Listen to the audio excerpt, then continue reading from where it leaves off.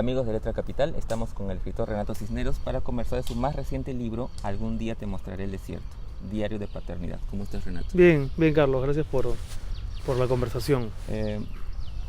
Cuéntame esta primera curiosidad, ¿en qué momento tomas la decisión de escribir este libro? ¿Qué te impulsa a escribir? Es un libro justamente que explora un poco tu paternidad, digamos, ¿no? Sí, fue un libro que se fue escribiendo a manera de diario. Casi podría decir que el libro es la transcripción no literal ni al 100%, pero sí muy fidedigna del diario que yo empecé a llevar desde el día o pocos días después de saber que mi esposa estaba embarazada.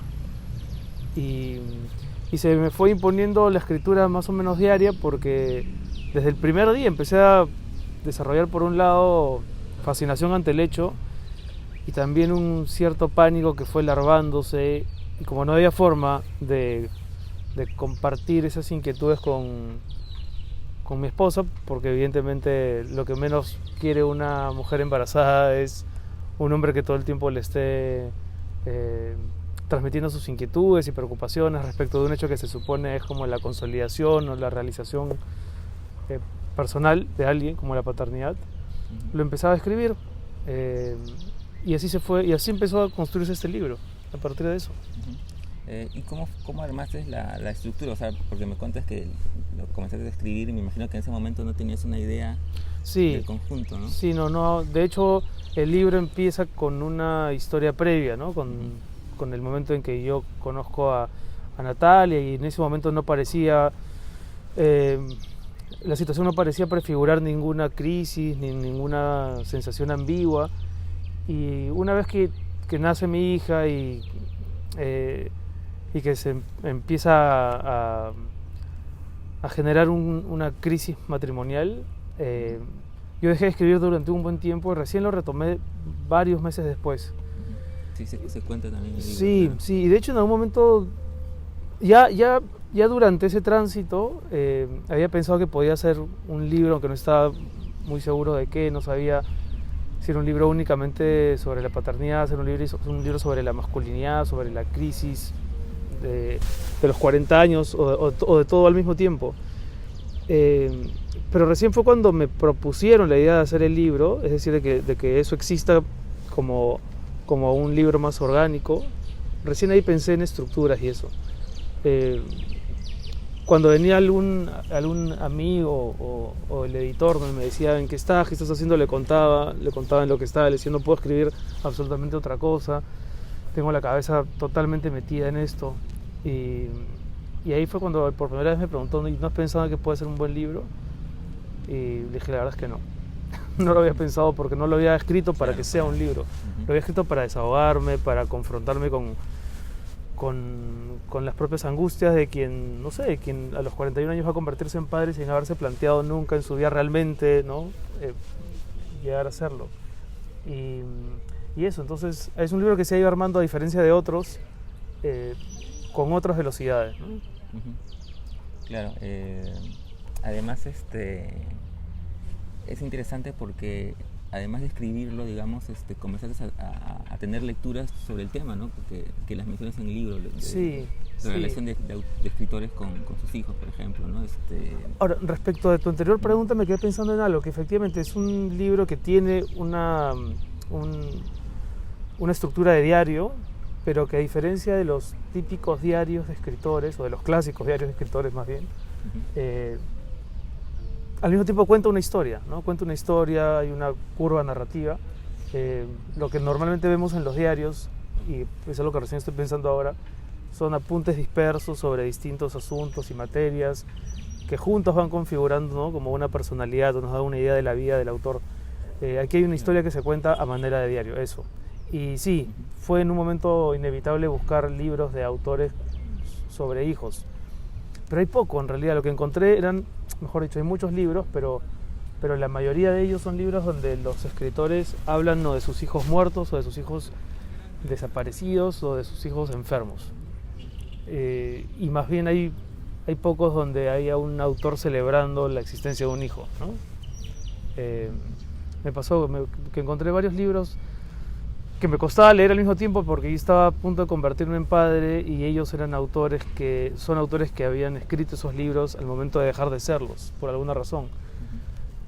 No sé, pienso en Sergio del Molino, La Hora Violeta, que en Saburo Oe tiene 2 libros sobre su hijo que nació con hidrocefalia y autismo y que luego se convirtió en un gran compositor musical, pero que en un primer momento nos generó en que en Saburo toda una crisis también. Y después hay libros como el de Paco Umbral, que se llama Mortal y Rosa, también sobre un hijo muerto a los 5 años. Todo lo que encontraba, la mayoría de ello, tenía que ver más con muerte y enfermedad. Y quizá por eso no encontré, quizá el espejo más nítido en el que podría verme es un libro que publicó Quique Planas, se llama Demasiada Responsabilidad, donde hay una celebración del ejercicio de la paternidad, pero en su caso ya con varias horas de vuelo, ¿no? Sí. Mucha gente suele decir que digamos, el tema con la paternidad, no sé si solamente nos pasa a los varones, es el momento en que eres consciente que dejas de ser hijo también, ¿no? Y eso lo pensaba mientras leía el libro, porque hay unas referencias a tu infancia, ¿no? A los juguetes, por ejemplo, ¿no? Sí. ¿Qué hacer con los juguetes después? Tu madre diciéndote, vas a tener que esconderlos cuando seas padre, ¿no? Sí. O una escena muy que creo que muchos podemos también identificarnos, cuando ya vives solo y una noche, una madrugada, para ser más precisos, llegas a la casa de tu madre a dormir, ¿no? Sí. Que nos ha pasado también muchas veces.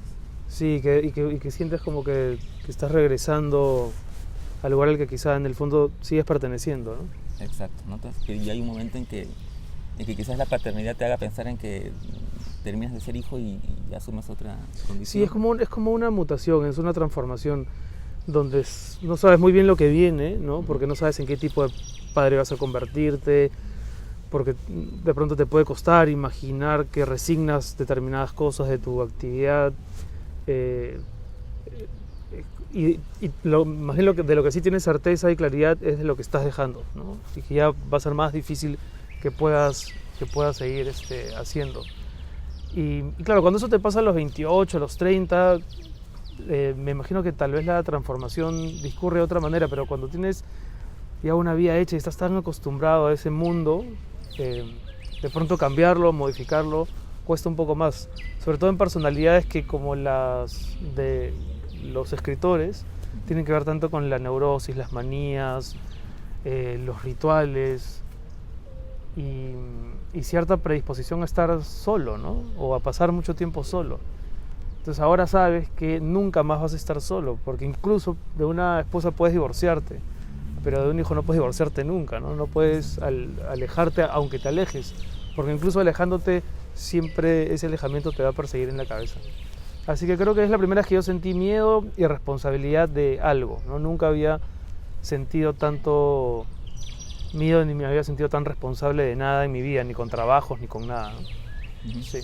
Un poco para ir terminando, claro, es una historia que se cuenta de manera de diario, pero incluso podría ser también una especie de carta o de epístola larga dirigida a una persona, porque de hecho que al final tú aspiras a que en algún momento Julieta lo lea. Sí, es una carta a una destinataria que está y no está al mismo tiempo, ¿no? Porque mi hija existe y es una maravilla y ha alterado mi mundo, pero todavía no es la persona que pueda leer ese libro, ¿no? Y llegará ese día, espero, ¿no? Y podamos seguramente conversar sobre las muchas cosas que le pasan a los hombres. Para mí el libro plantea, digamos, una revisión de la masculinidad, ¿no? A los hombres, Carlos, se nos ha enseñado que cuando llegue ese momento en que tienes que ser jefe de familia, jefe de tribu, tienes que sacar a relucir todo tu aplomo, ¿no? Y claro, no puedes flaquear. No puedes flaquear, exacto, ¿no? Porque hay una familia en marcha y hay decisiones que tomar, y es como que la cultura te preparara para ese momento, ¿no? Más que para ningún otro. El momento en que te conviertes tú en jefe, guía, tutor, modelo, etc. Claro, macho alfa.